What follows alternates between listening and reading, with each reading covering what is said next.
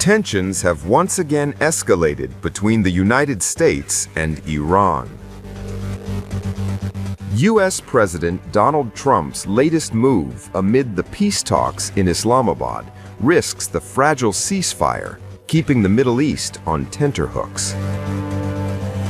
Iran is fuming after 2 U.S. naval warships transited through the Strait of Hormuz for the first time since the start of the conflict. The Islamic Revolutionary Guard Corps, or Irgc, Navy has warned of a firm response. In a statement, the Irgc Navy asserted that it exercises full intelligent control over the strategic waterway. The Irgc said that permission to transit, in accordance with specific regulations, is granted exclusively to non-military vessels. The Navy categorically rejected reports claiming the passage of American vessels through the strait and reiterated that any such attempt would be met with a decisive and forceful response. The escalation comes in an already volatile atmosphere after the U.S. military command overseeing the Middle East, United States Central Command, said that 2 of its ships had traveled through the Strait of Hormuz.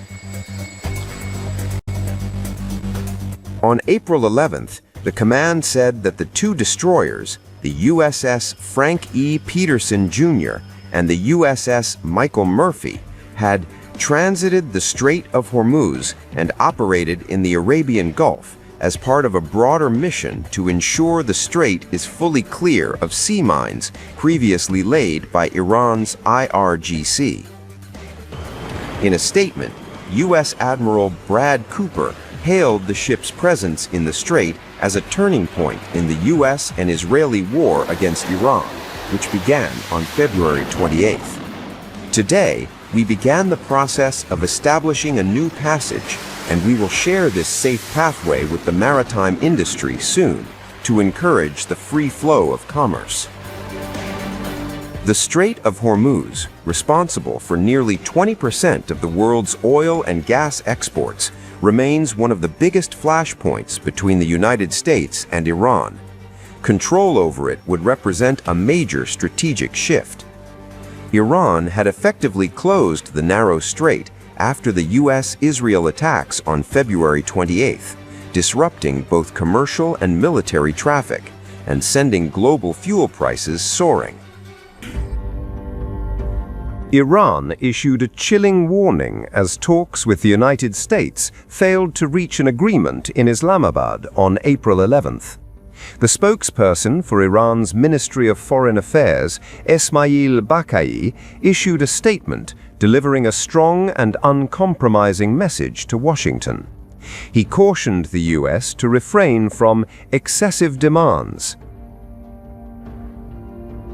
In a post on social media, Bakai described the talks as intensive, but said the success of the ongoing negotiations depends on the seriousness and good faith of the opposing side.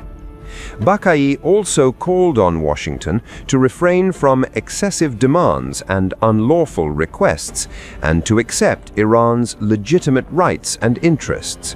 He sharply criticized the United States for past breaches of promise and accused Israel of committing heinous crimes, signaling deep mistrust that continues to shape the negotiations. Intensive round-the-clock discussions, facilitated by Pakistan, have focused on critical flashpoints, including the strategic Strait of Hormuz, Iran's nuclear program, sanctions relief, war reparations, and a complete end to regional conflict.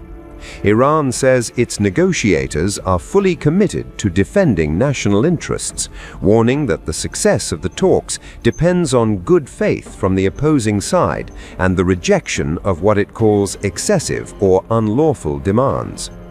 Despite the tough rhetoric, Tehran has thanked Pakistan for hosting the talks, highlighting Islamabad's key role in a diplomatic effort that could shape the future of the Middle East.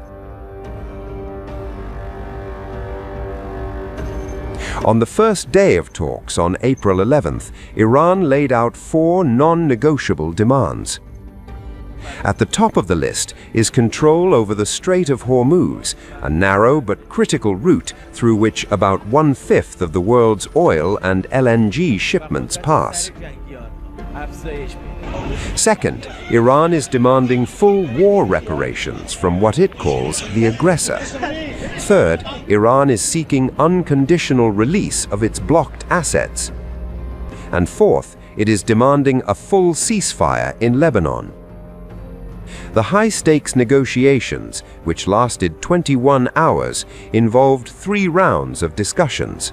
The U.S. delegation, led by Vice President J.D. Vance, and the Iranian delegation, led by Parliament Speaker Mohammad Bagher Kalibath, held talks with Pakistan on advancing a ceasefire and addressing Israel's continued attacks against the Iranian-backed Hezbollah in Lebanon. Iran's Fars news agency said the path to a deal hinges on the U.S. changing its unreasonable demands, adding that the Strait of Hormuz remains one of several contentious issues yet to be resolved. The peace summit comes as 2 American warships transited through the Strait of Hormuz for the first time since the start of the conflict. The U.S. Central Command said the warships were part of a mission to clear the waterway of sea mines allegedly placed by Iran. Fars reported that experts on both sides are working to find common ground and that the Pakistani mediator is trying to resolve differences and bring positions closer. Meanwhile, Vance said the negotiating team remained in contact with Donald Trump throughout the talks. He added that there were significant gaps in the negotiations and that the Iranian delegation chose not to accept Washington's terms. He further told reporters that U.S. officials are leaving without a deal and plan to return to the United States.